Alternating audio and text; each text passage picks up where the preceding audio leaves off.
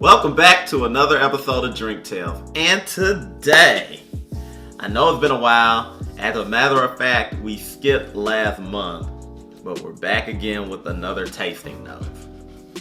And for this tasting notes in particular, where the theme is springtime.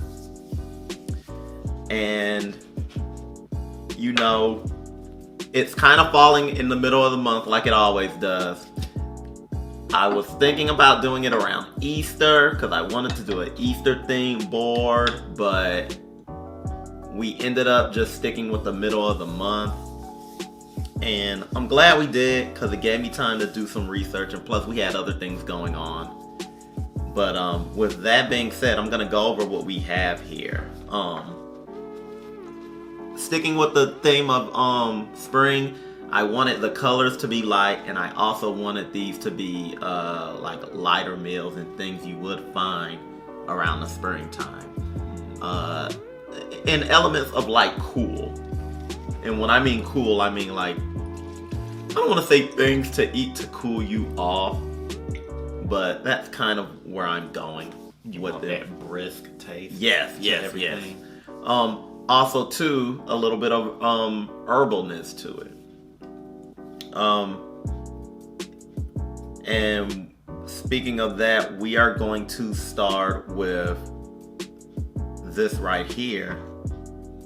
We're doing hummus this month. Particularly, this is roasted red pepper hummus. And I got this one from Kroger. This is their select, and the reason why I like this one in particular is because they, like, when you open it up, the fancy designs and the red pepper in it, and the herbs that they sprinkle around it. I think that's oregano. To me, that emphasized a lot of spring. We got two different meats on the board this month. We've never had these meats on before. The lighter pink one is the Old World Sopressata, and the darker red is pepperoni. Could have really gone with any meats. Was almost gonna do prosciutto like I usually do, but I wanted to switch it up and do something different. I wanted some different tasting meats on the board. But you can do more than just the ones I got. You can do prosciutto, you can do salami. As long as you got a lot of cured meats, different cured meats on there, you know you're doing good. Over on the other end, another dip. This is spinach. This is spinach and artichoke. No. Actually, this is spinach and Parmesan dip. I always think of spinach dips, rather they're spinach and artichoke, spinach and Parmesan. I always think of those dips as spring and summertime dips. Because they're light, and because you can eat them with like a light cracker or something like that, or you can eat them with the next thing on our list, on our board particular, which is a bread. So next up, I have French bread, or a baguette, as you will. I was gonna do a thinner and leaner baguette because I wanted the smaller. I was gonna do like the smaller slices of bread. But this one in particular, I liked how they had it chopped up automatically when you buy it. I didn't have to chop it up on my own. And it's a little bigger, but I like that, especially if you have a smaller board, for like a board this size for more people. If you had like a bigger, like if you were doing like a huge board, then you would get the more slimmer baguette for smaller pieces. And right here, particularly right here, we got apricot preserves. Now, springtime preserves, I usually think of a lot of different preserves as being a springtime type thing because a lot of fruits bloom in the spring.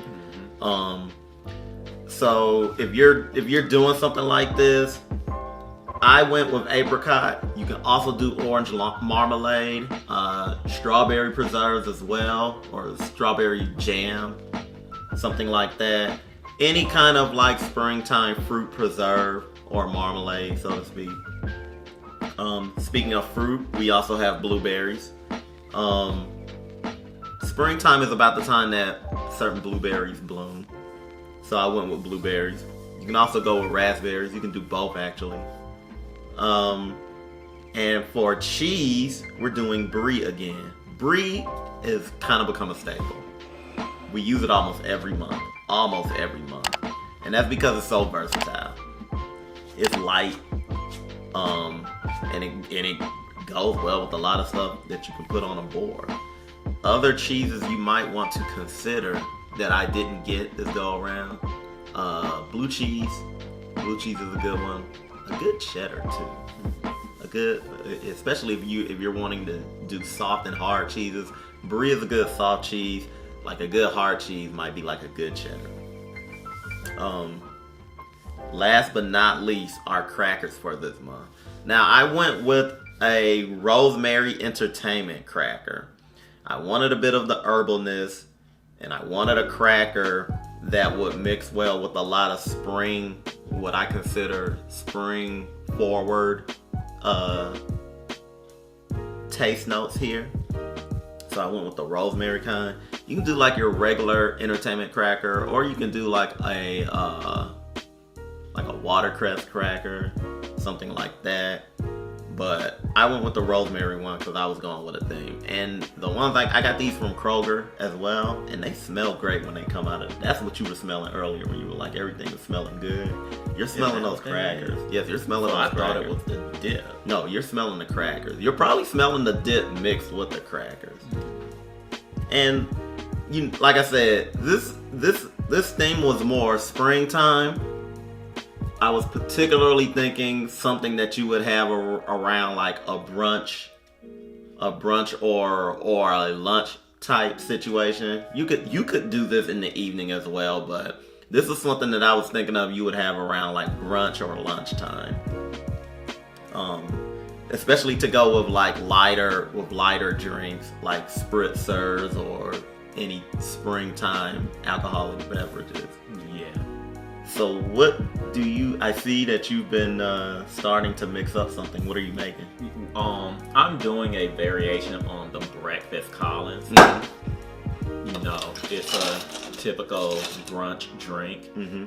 but instead of the usual ingredients, and I'll post the ingredients for the original one, mm-hmm. I did stick close to the original ingredients as best as I could, mm-hmm.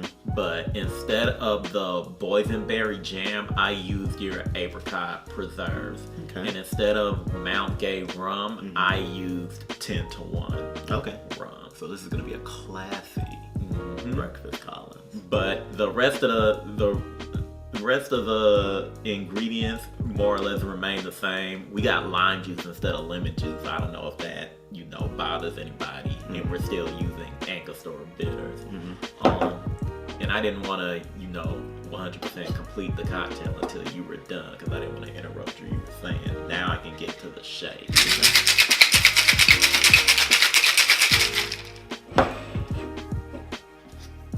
And as far as any other drinks that you want to consider when doing this type of board, this was made for more of a brunch type drink. Mm-hmm. Like I said, you can do spritzers like Aperol spritzers and stuff like that, mimosas. You got your champagne cocktails. Right. You have like screwdrivers and stuff like that. Just any drink. Any brunch drink that is usually a spirit paired with a juice like orange juice or cranberry juice or whatever. Mm-hmm. We're gonna finish this off with some club soda, Okay. because that's how the recipe goes. So will you also have this version of the recipe? Yeah. Okay. Cool. Well, that looks pretty good. It looks like it matches pretty well with everything mm-hmm. else. Like I like the way that color mm-hmm. is working. And yeah, the color goes very well with everything else. You may want to taste to see, if see what we're working with. Mm-hmm. Yeah, that's very spritzy.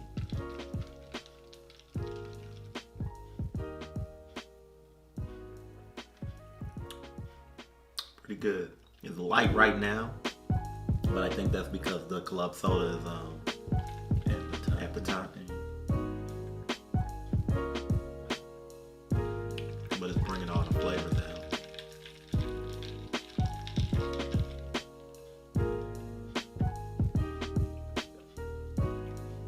It's pretty good. Yeah, a drink like this you would typically drink with a straw. Mm-hmm. We didn't have any, so I didn't bother to, put one.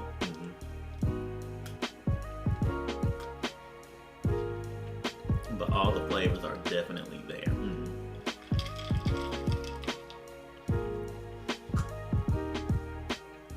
Goes well with brie and crackers.